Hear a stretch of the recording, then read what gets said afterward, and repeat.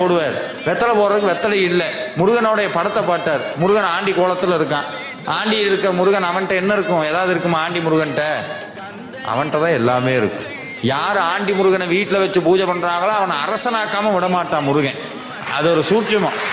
நிறைய பேர் ராஜலங்கார முருகன் படத்தை வச்சிருப்பாங்க.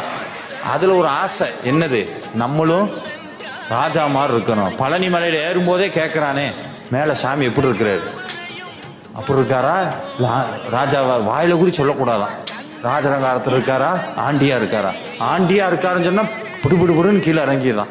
இதுக்கு முன்னாடி என்னமோ டாடா பிர்லாவா இருந்த மாதிரியும், இதுக்கப்புறம் தான் முருகனை பார்த்து அப்படி ஆகிற மாதிரியும் அப்படியெல்லாம் கிடையாது. இன்னைக்கு நிறைய பேருக்கு ஒரு விஷயம் தெரியும்.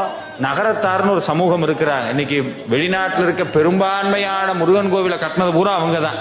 அந்த கோயிலில் அவங்க வழிபடுறது பூரா யாருன்னா ஆண்டி முருகனை தான் பூஜை பண்ணுவாங்க. அவங்க தான் இன்னைக்கு செல்வ குவியலினுடைய